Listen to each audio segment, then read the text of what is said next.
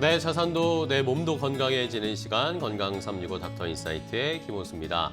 자, 오늘은 여러분들 세금 걱정 좀 덜어드리기 위해서 좋은 정보를 준비를 했습니다. 오늘은 정비사업 현장에서 자주 등장하는 이 조합원 입주권 감정평가의 의미에 대해서 한번 자세하게 다뤄보도록 하겠고요. 또 가족 간 거래에서 리스크를 줄이는 방법, 그리고 또 저가 양도와 감정평가 활용을 어떻게 해야 되는지 전략도 세워보겠습니다. 마지막으로 또 실제 자산 이전에서 핵심이 되는 상속세, 증여세 이 고민이 좀 많으시잖아요. 여기에서 절세 구조 설계까지 한 번의 흐름으로 정리를 해드릴 테니까요. 끝까지 함께 하시면서 절세의 노하우, 팁을 얻어보시기 바랍니다. 자, 그래서 오늘도 세무닥터와 함께 이야기를 나눠보겠습니다. 두 분의 전문가 오늘 함께 할 텐데요. 가장 먼저 함께 해주실 첫 번째 전문가를 화면으로 먼저 소개해드리겠습니다.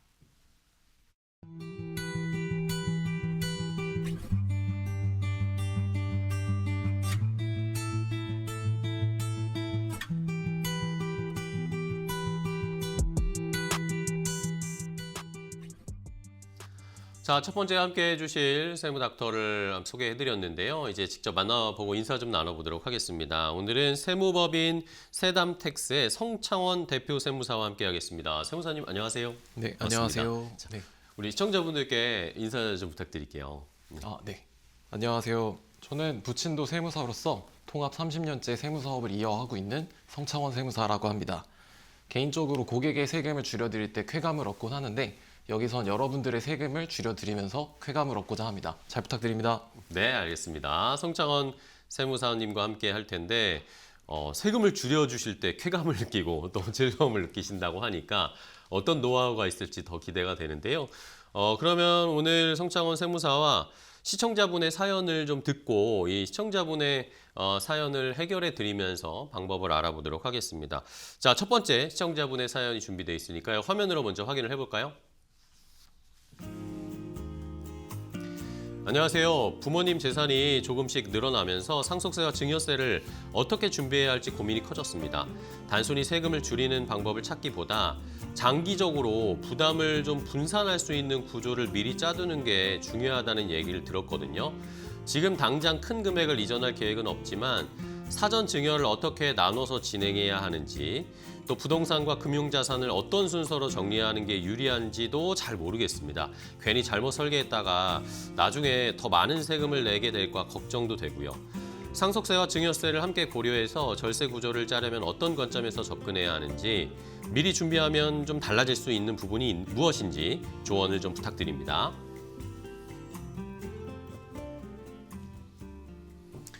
자, 첫 번째 시청자분의 사연을 함께 들어봤습니다. 부모님의 재산이 조금씩 늘어나고 계신데요. 뭐 행복하시기도 하시겠지만 한편으로는 이걸 상속 증여할 때 또 어떻게 세금을 줄여야 되나 걱정도 분명히 같이 동시에 생기실 것 같습니다. 그래서 얼마를 낼까가 아니라 이걸 어떻게 좀 줄일 수 있을까의 관점에서 이야기를 나눠보도록 하겠습니다.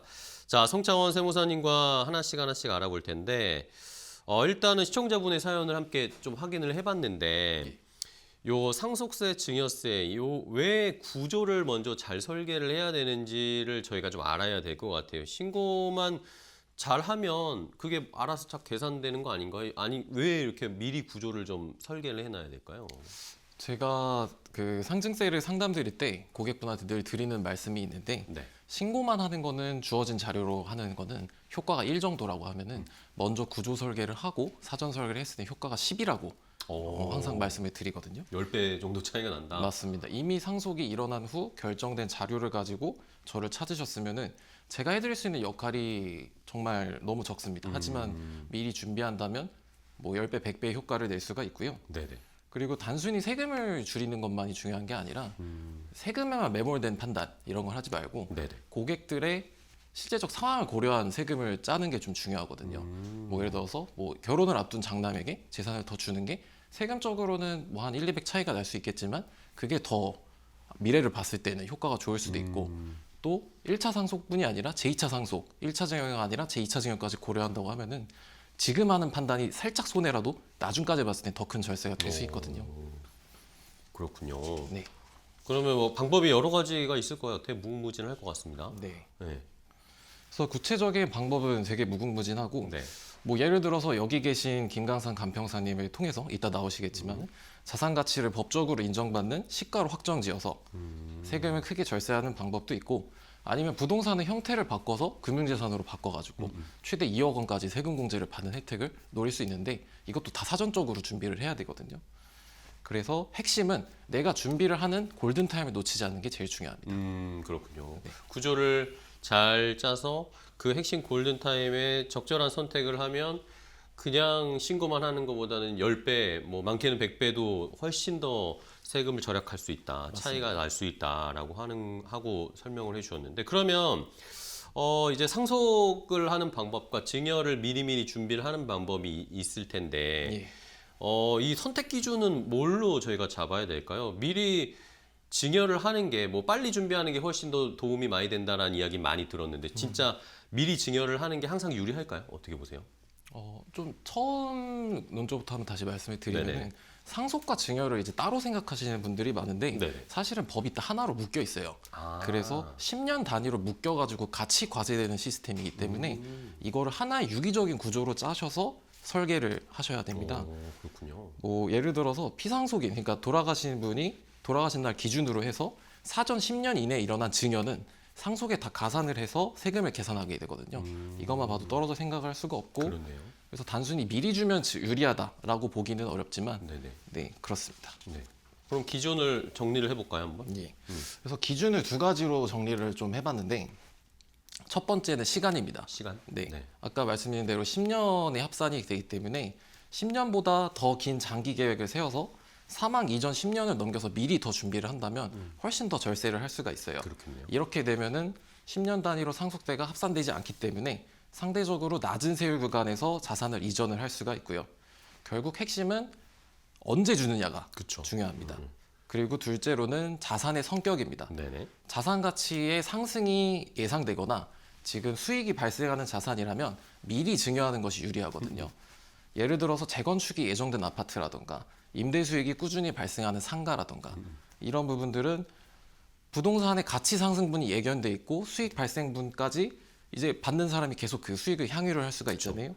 즉 미래의 가치 증가분까지 증여를 할 수 있기 때문에 그런 효과가 있고요. 결국 상속과 증여의 선택 기준은 단순히 지금 어떻게 절세되는지를 판단하는 여부가 아니라 시간과 자산의 특성을 함께 고려를 해서 전략을 짜셔야 되고요. 그래서 무조건 미리 증여가 유리한 것이 아니라 10년간의 합산 규정과 자산의 성장 가능성을 종합적으로 판단해 보셔야 됩니다. 알겠습니다. 일단은 시간과 그 자산의 성격에 따라서 선택을 하는 기준을 저희가 잡아야 될 것 같아요. 그러면은 아까도 뭐 첫 번째가 중요한 게 시간이고 뭐 앞서서도 말씀 골든 타임을 잘 잡아야 된다 해주셨잖아요. 맞습니다. 그러면은 결국에 증여의 타이밍을 저희가 어떻게 어떤 기준, 어떤 타이밍으로 잡아야 될까요? 이 시점이 궁금합니다. 증여는 사실 일반적으로는 미리 시작하는 것이 유리한 경우가 많습니다. 아까 네네. 말씀하신 대로 가장 큰 이유는 10년간의 합산 규정 그쵸. 때문입니다. 10년 전에 증여한 재산은 결국 상속 시점에 합산돼서 계산이 되기 때문에 상속세 부담을 줄이는 데 도움이 10년 전에 한 거는 합산이 안 되죠. 죄송합니다. 그쵸. 네. 그거는 지금 상속세를 나중에 낼 상속세 부담을 줄이는 데 큰 도움이 되고요. 결국 시간이 가장 강력한 절세의 도구라고 보시면 됩니다. 그렇죠. 또 자산 가치는 시간이 지날수록 상승하는 경우가 일반적이기 때문에 그렇다면 가치가 다 오르기 전에 이전하는 것이 세금 측면으로 훨씬 유리합니다. 상승 이후에 넘기면 그 상승분으로 증여를 하시게 그쵸. 되기 때문에 더 늘어나겠죠. 그 증여분까지 과세 대상이 됩니다. 네. 그리고 공제의 한도도 중요한 포인트인데요. 네네. 직계 존속, 그러니까 부모나 할아버지 분들한테 증여를 받으시게 되면은 10년간 5천만 원을 공제를 해주거든요. 근데 이 한도는 10년이 지나면 다시 초기화돼서 쓸 수 있는 쿠폰이 되거든요. 그래서 즉 10년 주기로 나누어 증여하면은 공제 혜택을 최대화할 수가 있습니다. 그렇습니다. 그 이외에도 뭐 또 저희가 전략적으로 활용할 수 있는 것들 뭐가 있을까요? 또한 일정 부분 세금을 감수하더라도 전략적으로 증여할 수 있는 방법이 있는데요. 네네. 예를 들어 1억 원까지는 증여세율이 10%밖에 안 되거든요. 그렇기 때문에 1억 5천만 원을 증여하고 그 1억에 대해 10% 곱하면 1천만 원이 되잖아요. 네네. 한 1천만 원 정도의 세금을 부담하면서 자산을 미리 이전하는 방식도 고려를 해볼 수가 있죠. 증여세율은 재산이 커질수록 10에서 50%까지 10년간 합산 단위로 커지기 때문에 낮은 세율 구간을 활용해서 소액의 세금을 내더라도 미리 증여를 하는 게 유리한 판단이 될 수 있습니다. 네네. 그리고 증여할 재산이 현금이 아니라면 부동산이라고 예를 들어봤을 네네. 때는 한 번에 다 넘겨주는 게 아니라 큰 가치가 있다면 부동산의 일부 지분만을 나눠서 이전하는 것도 좋은 절세 방향이 될 수가 있고요. 나눠 단계적으로 이전하는 것이 아까 말씀드린 세율 관리와 공제 관리에 더 효율적일 수 있습니다. 알겠습니다. 자, 이렇게 저희가 모르는 방법들을 어쨌든 세무사님 전문가이시니까 그런 것들을 저희가 적용할 수 있게 도움을 많이 주실 수 있을 것 같은데, 근데 이제 계속 강조해 주신 게 시간의 개념에서 10년 단위 요걸 지금 되게 많이 강조해 주셨잖아요. 10년 맞습니다. 합산 규정 요거를 결국에는 근데 저희 같은 일반 입장에서는 이게 어느 시점부터 언제의 10년이 적용이 되는지를 네. 좀 이해하기가 아직은 힘든 것 같아요. 요걸 한번 정리해 볼까요? 이게 생각보다 10년이라고 하면 많은 분이 헷갈려 하시는 부분인데요. 네네. 10년 합산이라는 말을 하지만 정확히 언제부터 시작돼서 그러니까요. 합산되는지 모르시는 경우가 많습니다. 일단은 상속세, 증여세 나눠서 설명을 드릴게요. 네네. 먼저 상속세의 경우에는 피상속인이 돌아가시기 전 10년 이내에 상속인에게 증여한 재산은 상속재산에 다시 합산해 세금을 계산합니다. 즉 생전에 미리 준 재산도 일정 기간에 이루어진 것이라면 상속세 계산에 다시 포함한다는 네네네. 뜻이고요. 증여세도 마찬가지입니다. 증여를 여러 번 했다면 이때가 좀 가장 헷갈리는 경우가 많은데 그쵸. 예. 현재 증여 시점, 이번에 할 증여 시점 기준으로 해서 그때부터 10년을 소급해 하시면은 그 기산 합산하는 그 시점을 알 수가 있거든요. 그래서 나눠서 줬다고 하더라도 지금 증여한 거와 이제 전에 10년간에 증여한 것들은 모두 합산해서 증여세를 계산하게 됩니다. 그래서 이 두 가지의 기준점이 다르다는 것이 핵심입니다. 네. 그러면 이제 증여를 여러 차례 하셨던 분 같은 경우에는 다시 점검을 해야 되겠네요. 증여를 마지막에 한 시점 가장 최근에 한 시점에서 그 전으로 10년까지는 다 합산을 한다는 거죠. 맞습니다. 그래서 증여를 여러 차례 하셨다면은 지금 증여하는 시점부터 10년 전까지 어떤 증여가 있었는지 신고랑 상관없습니다. 실제 줬으면 다 증여니까요. 그렇죠. 그거를 다시 점검을 해봐야 되고 단순히 올해 것만 보는 게 아니라 과거 기록까지 함께 확인해야지 정확한 세금 계산이 가능해집니다. 결국 10년 합산 규정은 시간을 나눠도 세금은 나눠지지 않을 수 있다는 의미로 이해하시면 될 것 같습니다. 알겠습니다. 이 기간은 10년이라는 기간은 딱 이제 상속세, 증여세의 경우 정리가 된 것 같고, 그러면 이제 부동산 증여를 할 때, 예. 부동산 증여를 할 때는 어쨌든 시가 기준이 중요하잖아요. 예, 요걸 맞습니다. 저희가 어떻게 개념을 잡으면 좋을지, 공시가격 기준이면 충분한 거 아닌가라는 생각을 가지고 계신 분들도 계실 것 같아요. 예, 맞습니다. 그렇죠? 예. 이 부분이 사실 되게 중요하신 질문인데 이제 공시가격이 실무상 가장 많이 쓰이고 익숙한 숫자이긴 하죠. 네네. 근데 공시가격은 사실 편의상 국가가 세워놓은 일정 기준에 불과합니다. 그렇죠. 실제 시세를 따라갈 수는 없어요. 뭐 법문상으로도 그래서 항상 후순위에 있거든요. 평가의 순위에서. 그러니까 예를 들어서 수박이 마트마다 가격이 다 다르고 뭐 여름엔 싸고 겨울엔 비싸겠죠, 그렇죠. 당연히. 그러니까 국가가 일정 기준을 잡고 이 가격 기준으로 세금을 매기겠다. 행정상의 편의로 매겨놓은 일정 기준이기 때문에 공시가격은 사실 뭐 후순위로 밀릴 수밖에 없어요. 실제 시세가 네네. 실제가 가장 우선이니까요. 그러면은 결국에는 증여세를 부과를 할 때는 예, 그 공시 정부에서 정해놓은 가격보다는 실제로 거래가 되는 시가로 판단을 맞습니다. 한다는 거죠. 맞습니다. 그렇게 공시가격은 항상 시가보다 보수적으로 싸게 책정돼 있고, 네. 네, 왜냐하면 세금을 걸 때 많이 걷으면 난리가 날 테니까요. 그렇죠. 그리고 평가 순위가 제일 뒤에 있다고 아까 말씀드렸는데 평가의 대원칙은 다시 말씀드리면 1순위는 무조건 시가, 시가. 그리고 2순위는 시가를 모른다면 평가 가격. 그게 바로 공시가격입니다. 네네네. 그래서 공시가격은 세법상으로는 법문상으로 시가의 범주에 아예 넣어놓지도 않았어요. 아, 네. 그래서 그렇군요. 시가의 범위는 잘 판단해서 결정하셔야 되는데 시가의 범위가 생각보다 되게 좁고요. 시가가 인정 안 되는 경우도 꽤 많습니다. 그렇군요. 그러면은 요 시점도 중요할 거 아닙니까? 부동산에서도 시가를 책정을 할 때 가장 중요하죠. 시점은 여기는 또 어떻게 포인트를 잡아야 되나요? 그 시점이 굉장히 중요한데 그 시가가 아까 제 범위가 좁다고 말씀드렸잖아요. 네네.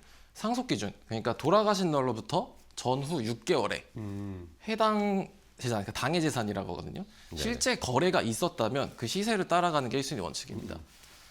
증여는 증여 시점으로부터 전 6개월 후 3개월 이 기준을 기간 따라가고요. 동안. 네.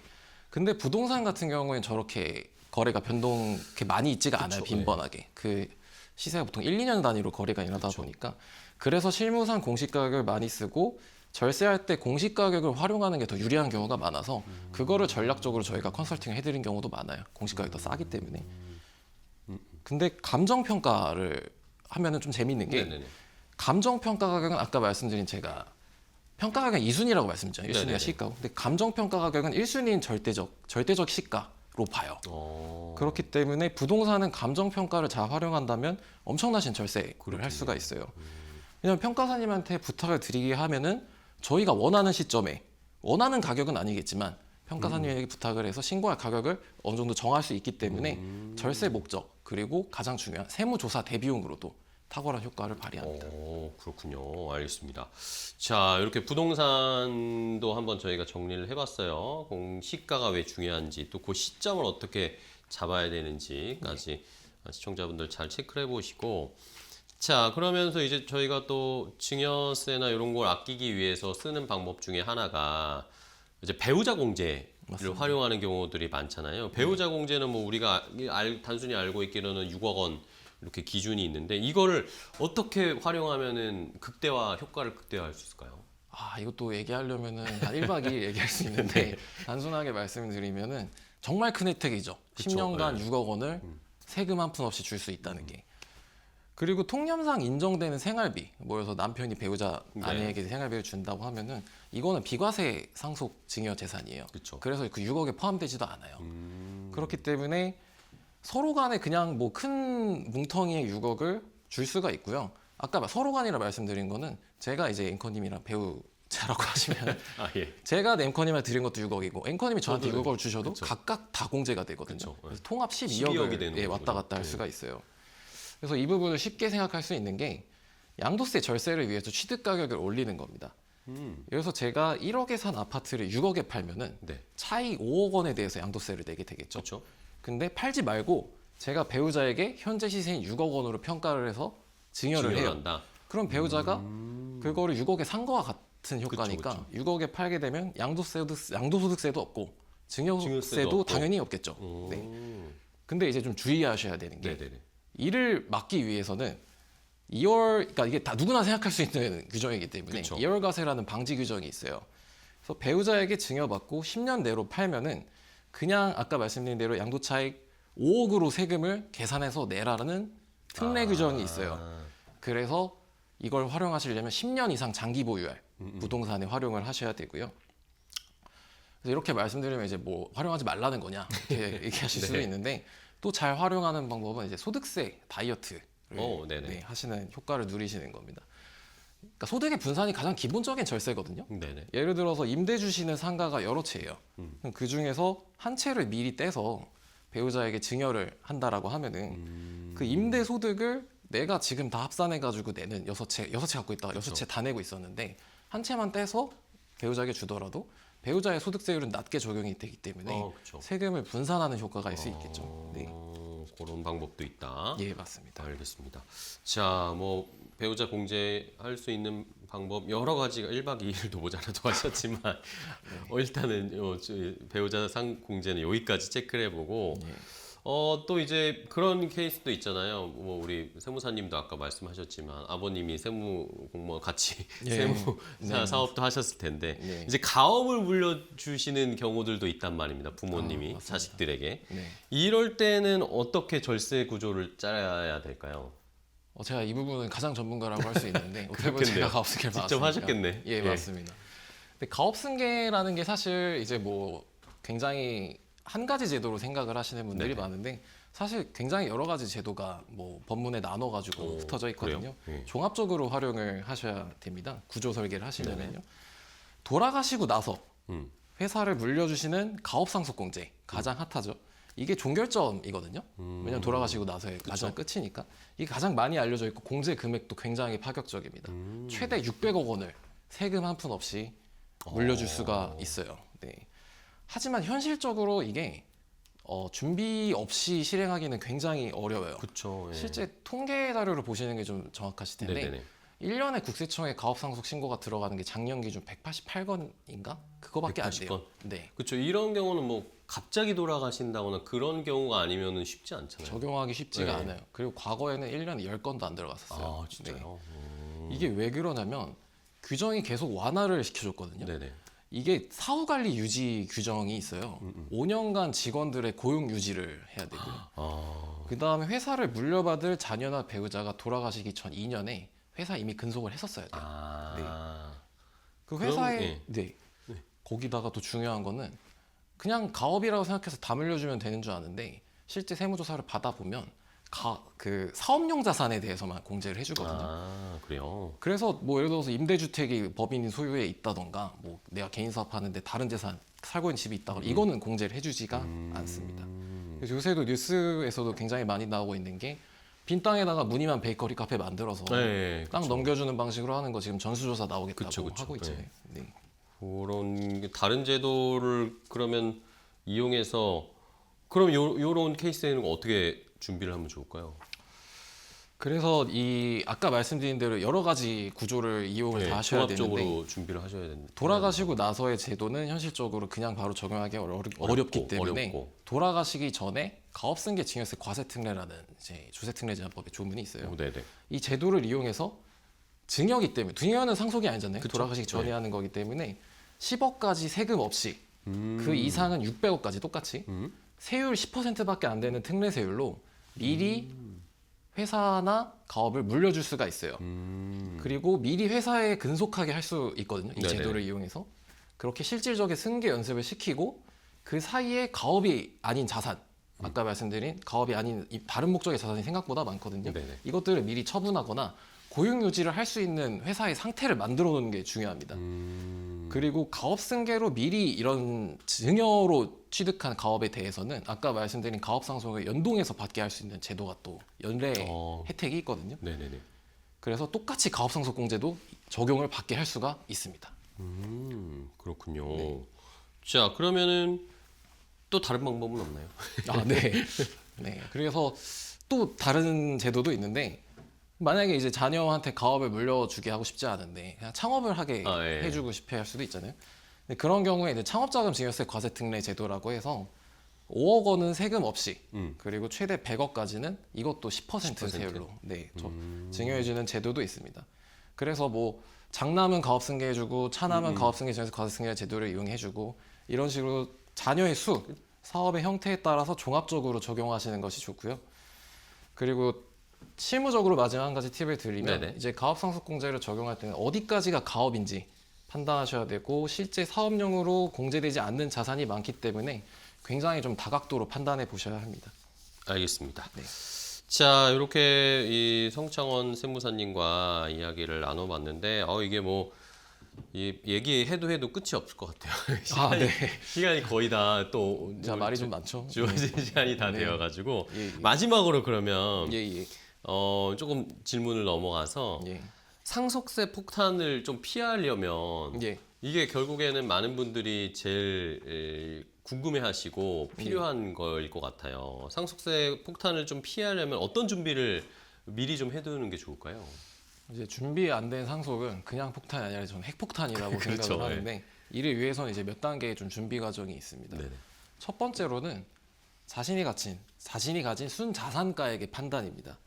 내 재산은 얼마고 빚은 얼마고 그리고 부동산, 금융재산, 퇴직금, 보험금, 신탁재산, 연금 각종 재산들을 종합적으로 파악해 보셔야 됩니다. 그래야겠죠. 네, 뭐 예를 들어서 내 부동산의 근저당은 얼마인지 순자산가액이잖아요. 자산가액이 아니라 순수한 재산가액이 얼마인지를 좀 알아보셔야 되고요. 그리고 사전 증여를 좀 체크해 보셔야 사전 됩니다. 증여. 아까 처음에 말씀드린 것처럼 10년의 사전 증여를 합산하기 때문에 증여세 신고를 했든 안 했든 자녀나 배우자에게 얼마의 재산이 흘러갔는지를 좀 파악해 보셔야 되고요. 그리고 세 번째로는 전문가와 함께 좀 시뮬레이션을 미리 네, 그려보셔야 됩니다. 이 혼자 하기는 쉽지 않을 것 같아요. 맞습니다. 짧게는 1, 2년, 길게는 10년 이상을 전문가와 미리 그려보셔야 되고 뭐 법인을 설립을 할지 미리미리 조금씩 증여를 할지 등등을 여러 가지 상황을 가정해서 대책을 그려보시는 게 중요합니다. 네, 알겠습니다.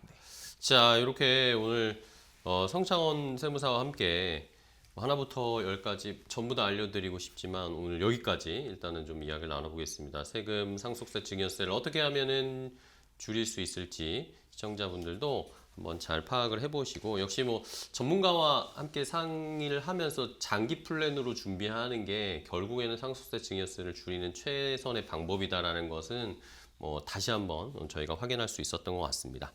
자, 오늘 세무법인 세담텍스의 성창원 대표 세무사와 함께했습니다. 세무사님 오늘 또 좋은 정보 자세하게 알려주셔서 감사하고요. 다음에 또 뵙도록 하겠습니다. 예, 오늘 고생 많으셨습니다. 고맙습니다. 네, 감사합니다.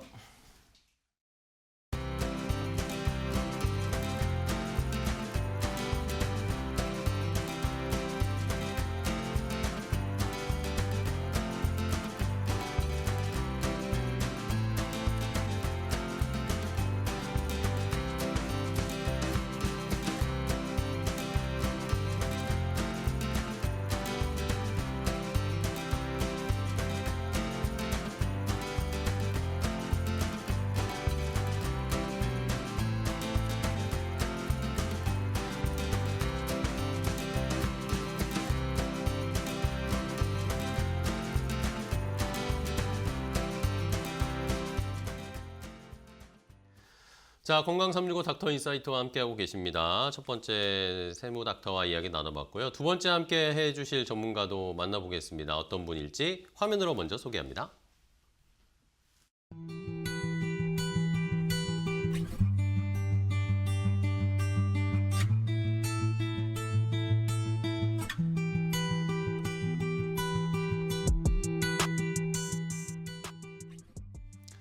자, 두 번째 함께 해주실 전문가 직접 인사 나눠보도록 하겠습니다. 이화감정평가법인의 김강산 대표 감정평가사입니다. 안녕하세요, 평가사님. 반갑습니다. 안녕하세요. 네, 시청자분들께 인사 좀 부탁드릴게요. 네, 안녕하세요. 또 만나 뵙습니다. 저는 이화감정평가법인 대표이사 김강산 평가사입니다. 저는 상속증여 그리고 뭐 가족간 양도, 법인 전환 등등 일반 세금 일반에 걸쳐서 감정평가를 주로 하고 있습니다. 지난 몇 년간 세금 관련 누적 평가만 몇 조가 되고요. 굉장히 여러 가지 사건을 담당하고 있으니까 오늘도 또 사례에 기반해서 재밌는 이야기 나누도록 하겠습니다. 감사합니다. 알겠습니다. 네.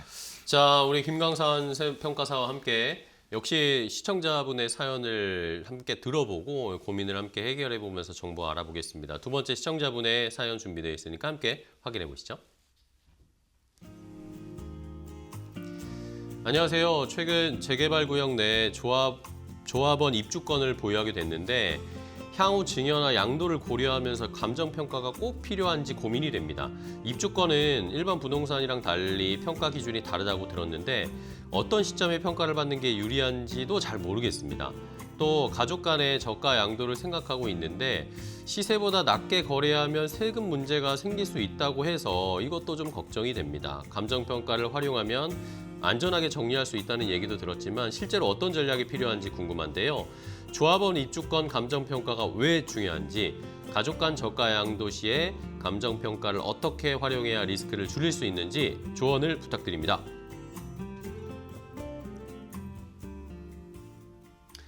자, 이렇게 두 번째 시청자분의 사연인데 조합원 입주권을 이제 보유를 하셨는데 이것을 이제 어떻게 좀 절세 세금도 줄이고 하면서 증여나 양도를 할 수 있을지를 고민하시는 것 같아요.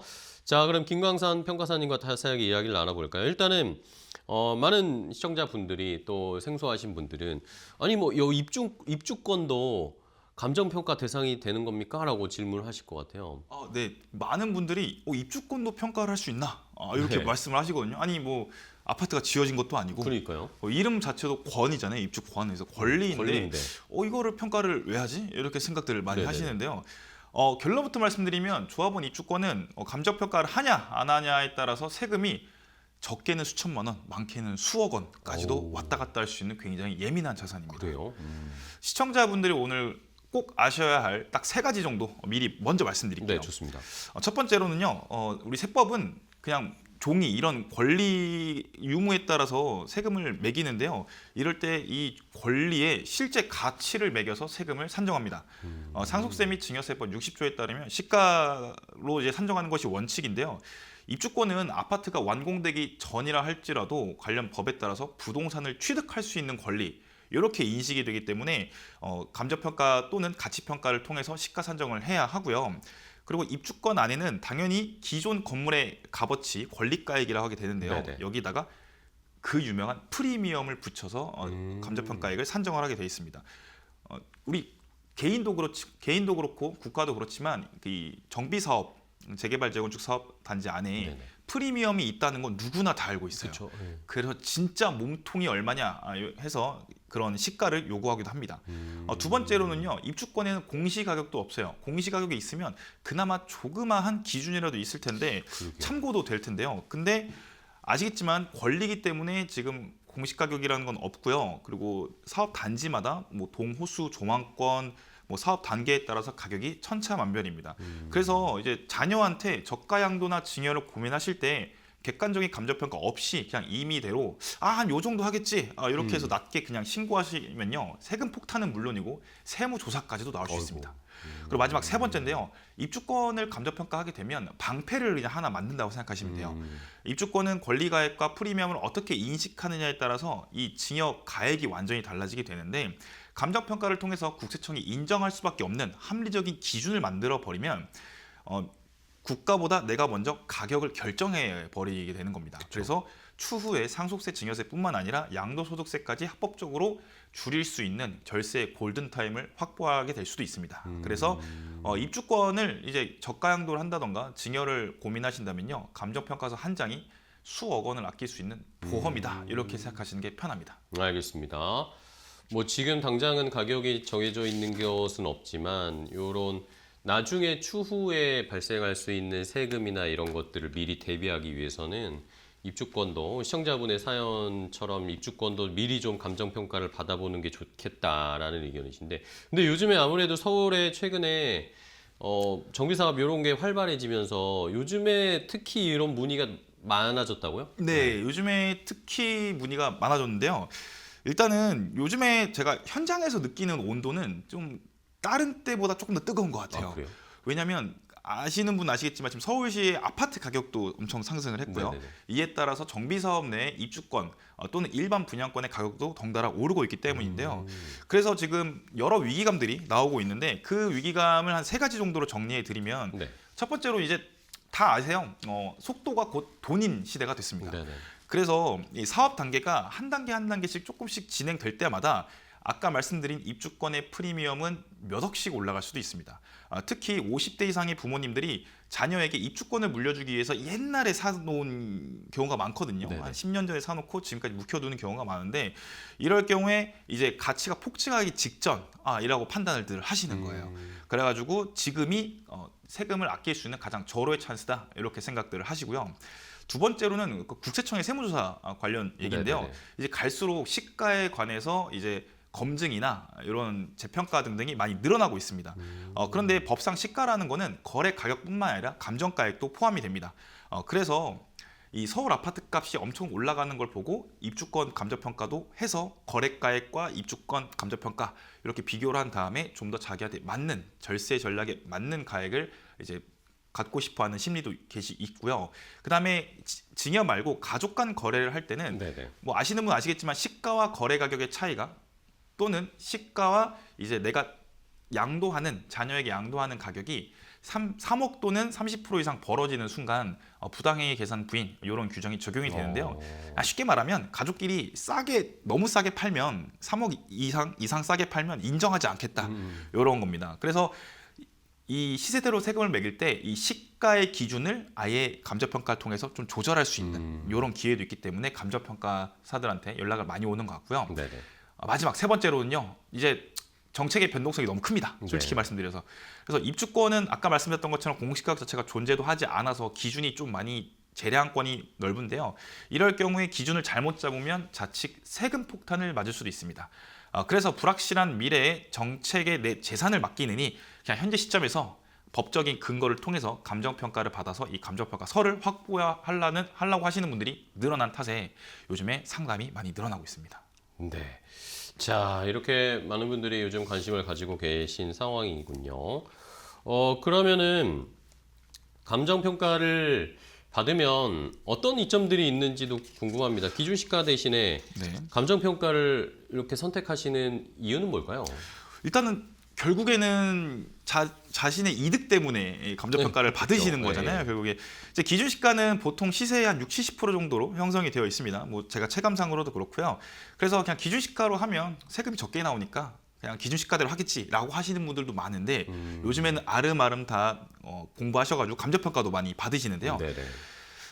감정평가를 받으시는 이유 한 3가지 정도 줄여서 말씀드리겠습니다. 첫 번째로는요, 당장의 세금이 조금 나가긴 해도 나중에 양도소득세를 줄이기 위해서 감정평가 받으시는 분들도 많아요. 뭐 예를 들어서 기준시가가 5억인 재산이 있는 경우에 네. 그냥 기준시가 5억대로 뭐 양도를 하거나 뭐 증여를 했어요. 근데 뭐 아무런 뭐 국세청에서 연락 온 것도 없고 리스크도 없이 잘 갔는데 이 5억짜리가 나중에 팔라고 내놓으니까 나중에 15억이 되어 있는 겁니다. 그럼 양도 차익이 10억 정도 나는 거예요. 그렇죠. 뭐 공제 이런 건 안 따지고 그냥 차익만 말씀드릴게요. 그런데 그 시점에 그때 당시 시가인 10억대로 만약에 감정평가를 받으셨다면 10억짜리를 받아서 15억에 파니까 5억만큼만 양도 차익이 생기는 겁니다. 네. 그래서 기준시가로 받고 양도를 요만큼 하는 것보다 차라리 이때 높게 받으셔가지고 양도 차익을 줄이시는 요것 때문에 감정평가를 많이 받으시는 거예요. 네네네. 그래서 추후 양도세 때문에 감정평가 받으시는 분들도 계시고요. 어. 두 번째로는 계속 말씀드리는 이 방패 역할 때문에 그렇습니다. 네네네. 요즘에 세무조사가 엄청 많이 일어나게 되면서요. 그러면 그 가격에 대한 근거를 갖고 와라 이렇게 하거든요. 그 근거 자료로 감정평가서가 거의 사실상 엄청 절대적인 역할을 하기 때문에 미리 근거 자료를 확보하시는 경우 이런 경우도 있게 되겠고요. 세 네. 번째로는요. 특히 그 자산가들 중에 비아파트를 갖고 계시는 분들, 뭐 꽁합 빌딩이라던가 상가를 갖고 계시는 네. 분들 같은 경우는 요즘엔 선택이 아니라 거의 필수가 되고 있습니다. 그래서 기준시가대로 신고를 하면요. 가액이 워낙 크다 보니까 국세청에서 조사 나올 확률이 굉장히 높습니다. 그래서 감정평가를 미리 선제적으로 받으시는 분들이 많습니다. 알겠습니다.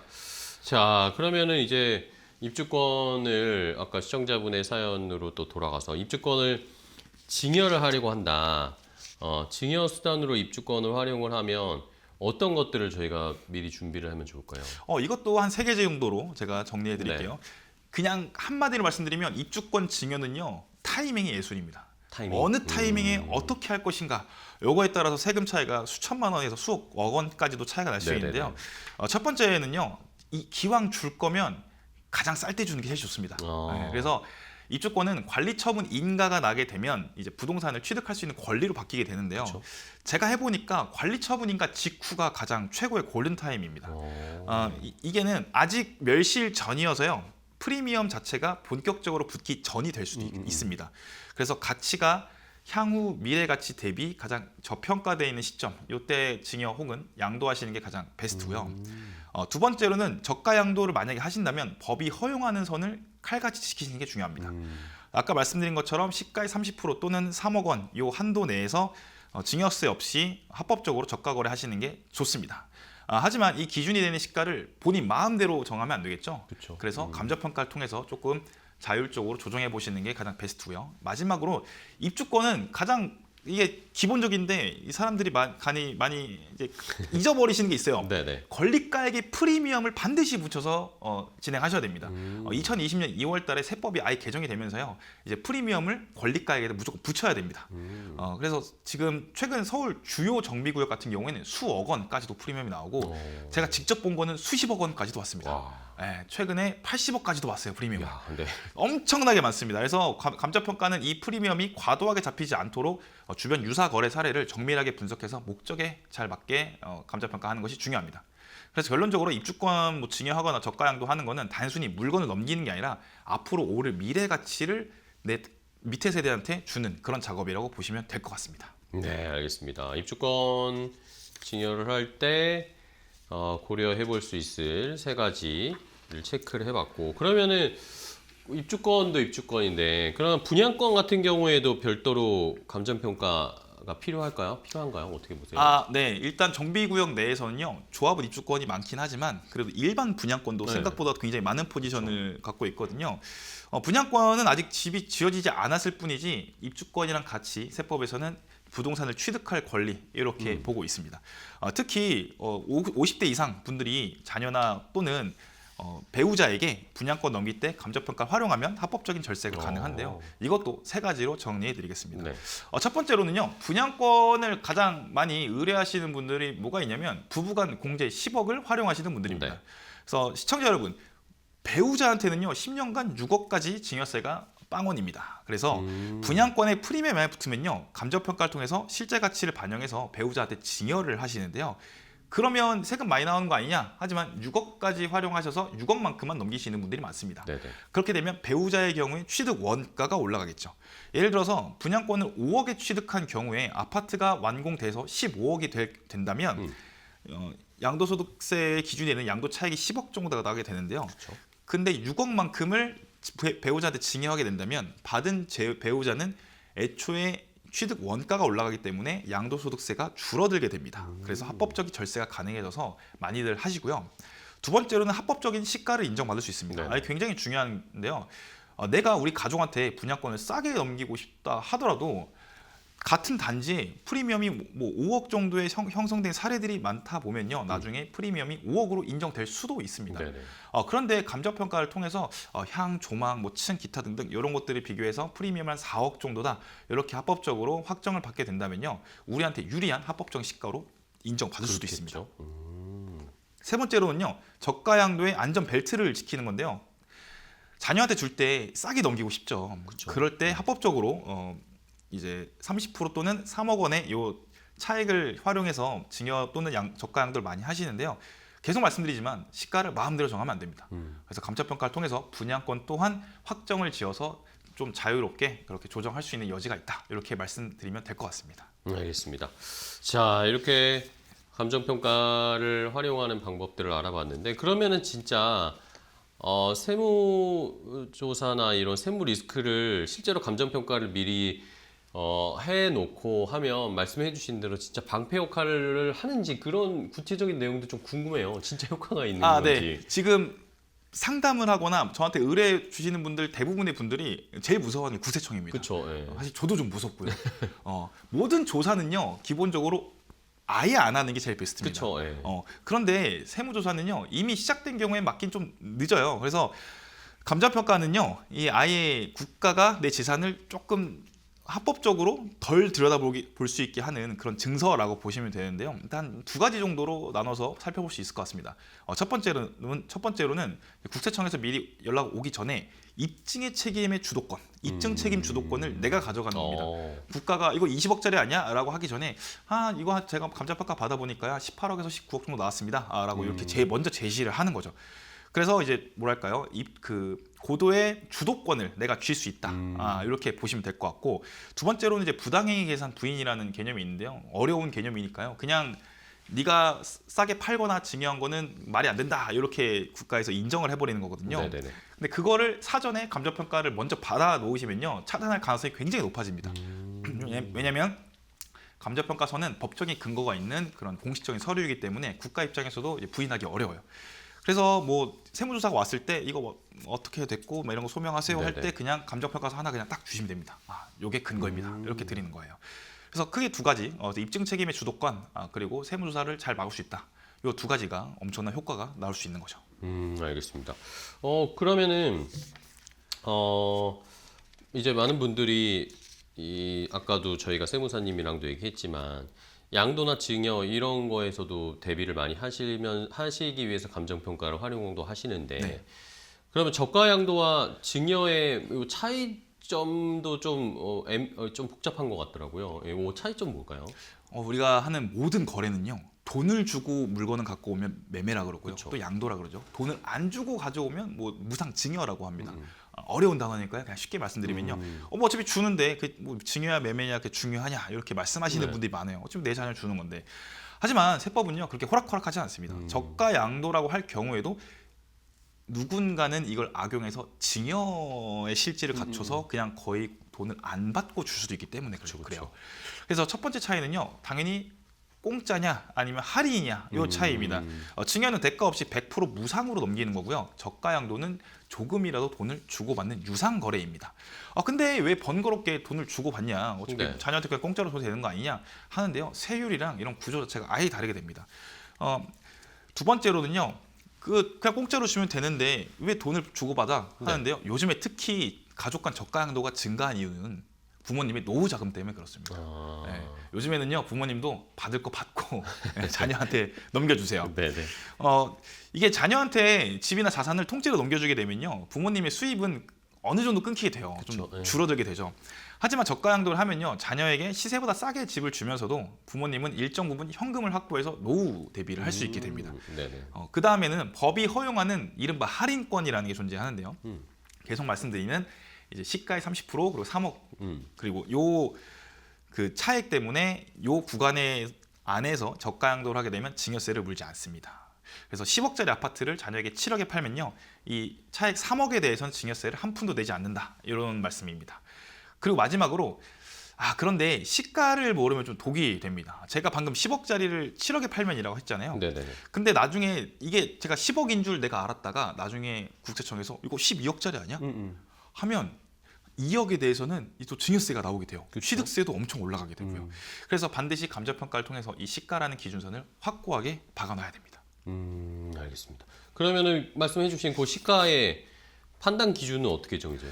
시가의 판단 기준은 법에 일률적으로 있긴 한데요. 그냥 가만히 앉아서 시장에서 정해주는 거, 국가에서 정해주는 거, 요거 말고 그냥 감정평가를 받으세요. 가장 첫 번째로는 뭐 감정평가 안 받으신 경우에 남이 판 가격이 내 집의 가격이 네. 됩니다. 가장 그렇죠. 비슷한 거래 사례를 갖고 오게 되는데 뭐 옆집이 10억에 팔리면 내 것도 한 10억이 되는 거죠. 근데 이런 경우는 이게 우리가 이 10억이란 숫자를 만질 수가 없어서 사실 이제 세금 시뮬레이션을 돌리다 보면 절세가 안 되는 경우가 허대합니다. 두 번째로는 그래서 감정평가를 받게 되는데 오늘 방송의 핵심이죠. 그래서 법에 따르면 감정가액은 유사매매 사례가액에 우선하게 되는데요. 옆집이 10억에 팔렸다 하더라도 이 옆집의 거래 사례를 좀 분석을 해서 층수나 뭐 그런 거 고려했을 때 우리 집은 9억이 맞는 것 같다라고 감정평가를 통해서 확정을 하게 되면요. 이 절세 구간이 좀 더 넓어지게 되죠. 네네. 마지막으로 기준시가를 쓰시는 분이 계시는데요. 요즘에는 특히 서울 수도권 기준시가 쓰면 안 됩니다. 거의 이제 국세청에서 감정을 들어가거나 아니면 아예 그냥 본인들이 감정평가사한테 의뢰를 해요. 그래서 우리도 그렇지만 국가도 사실 인터넷에 클릭 몇 번 하면 시세 대충 알거든요. 네네. 그래서 그렇게 진행을 하는 것 같고 특히 빌라나 꼬마빌딩 같은 조금 시세를 잡기 좀 어렵거나 또는 가격이 큰 경우에는 이제 감정평가 사업을 통해서 감정평가를 추후에 본인들이 할 수 있다는 점, 요거 말씀드리고 싶습니다. 네, 알겠습니다. 자, 그러면은 결국에는 요 감정 평가를 잘 활용을 하면은 어느 정도의 절세 효과를 누릴 수 있는지도 구체적으로 궁금하거든요. 일단 절세 효과를 누리기 위해서는 이제 저 같은 감정평가사들한테 수수료를 줘야 될 텐데요. 저희 수수료는 감정평가사들은 이제 법정 수수료로 해서 그 감정평가액에 비례를 해서 네. 이제 수수료가 나오기 때문에 이 제가 수수료를 좀 보다 보면 보통 절세액의 한 10%에서 20% 미만 정도 나오는 것 같아요. 수수료가. 그래서 절세를 위한 그 감정평가를 수수료 대비 절세액이 한 10배 정도 나오는 것 같습니다. 한 8배에서 많게는 10배까지도 이제 수익률이 난다고 보시면 될 것 같고요. 그 다음에 계속 말씀드리지만 이 가격이라는 게 그 시장의 내 유사매매 사례가액이나 내 비교되는 사례로 보일 만한 게 최고가일 가능성이 높습니다. 특히 이렇게 가격이 상승하는 구간에서는요. 어디까지를 거품으로 보고 어디까지를 정상 가격으로 봐야 될지 애매한데 이런 높은 최고가들을 그대로 내 물건의 시가평가액에 적용을 하게 되면 세금이 더 많이 나올 수도 있고요. 그 다음에는 저가양도, 계속 말씀드리는 저가양도의 핵심, 바로 시가랑 이 시가와의 차이를 관리하는 겁니다. 이 시가 자체의 기준선을 내리거나 올릴 수 있는 이런 조정의 여지가 있다는 거고요. 그래서 감정평가를 통해서 이 절세 구간을 늘리는 거, 이 효과도 있고 마지막으로는 아까 말씀드렸던 미래 양도소득세까지 우리가 이제 제거하거나 완전 할인해서 세금을 낼 수 있다. 이렇게 보면 좋을 것 같습니다. 알겠습니다. 자, 그러면은 뭐 저희 이번에 또 시간 거의 다 돼가지고 마지막으로 다음 좀 넘어가면 세무 리스크는 그럼 혹시 저가 양도를 하게 되면 세무 리스크가 발생할 여지나 이런 것들은 없나요? 저희가 미리 좀 고려해야 될 거? 일단은 있죠. 세무 리스크는 있고요. 감정평가 가격 자체의 리스크는 좀 적은 편인데 요걸 조금 애매하게 아시는 분들이 좀 있어요. 그래서 좀 소개해드리면요. 첫 번째로는 이 3억 원의 함정인데요. 한 15억 하겠지? 뭐 그러니까 내 집이야 15억 하겠지, 그러니까 12억에 신고해야지. 이런 분들이 있습니다. 그런데 국세청이 보는 시가가 여러분의 생각하는 시가랑 다르게 되면요, 아까 말씀드린 것처럼 이제 그 세금 폭탄이 나오게 되고, 그다음에 취득세도 엄청나게 많이 나올 수도 있습니다. 그래서 내 맘대로 정한 시가는 국가 앞에서 무용지물이니까 감정평가를 꼭 받으시는 게 좋고요. 두 번째로는 양도소득세 부당행위 계산 부인 문제는 별개의 문제입니다. 뭐 증여세를 안 냈다고 끝이 아니라요, 준 사람 아버지 입장에서도 양도소득세를 계산해야겠죠. 근데 이 양도소득세를 계산 안 하고 그냥 하시는 분들이 있어요. 양도소득세까지 꼭 한번 계산해 보시는 걸 추천드리고요. 세 번째로는 감정평가 이외의 사항이긴 한데요, 매매 저가 양도랑 매매를 했잖아요. 그럼 실제로 돈이 오가야 됩니다. 그래서 자금 출처 소명이 요즘에 좀 많이 들어오게 되는데요, 자금 출처 소명을 위해서라도 직접 돈이 왔다 갔다 하는 것을 증빙하시는 걸 추천드립니다. 결론적으로는 저가 양도의 핵심은 얼마나 싸게 샀느냐가 아니라 얼마나 논리적으로 시가를 방어하느냐입니다. 객관적인 감정평가 자료 없이 진행하는 저가 양도는 국세청이라는 호랑이 앞에서 고기를 그냥 들고 있는 거랑 똑같습니다. 전문가를 통해서 법이 허용하는 안전한 길이 어디인지를 한번 검증 받으시는 게 좋습니다.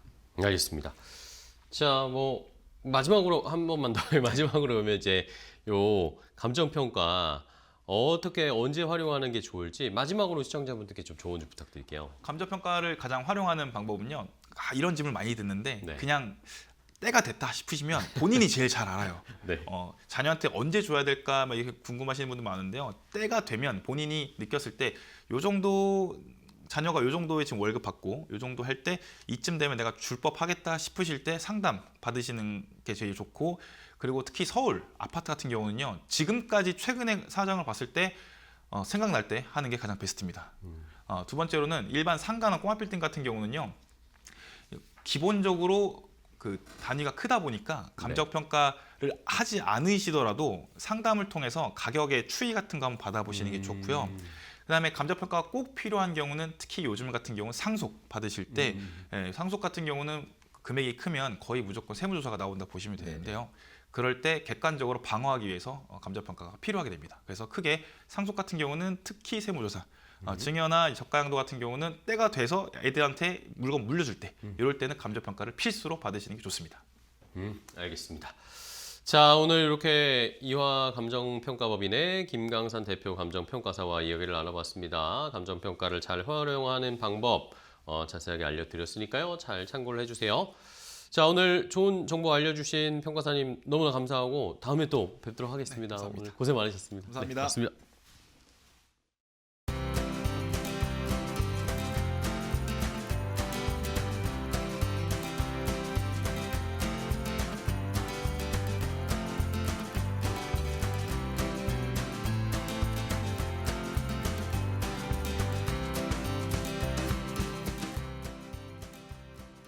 건강 365 닥터 인사이트, 오늘 저희가 준비한 정보는 여기까지 전해드리겠습니다. 저희는 내일 또 더 좋은 정보 가지고 찾아뵐게요. 시청해주신 여러분 고맙습니다.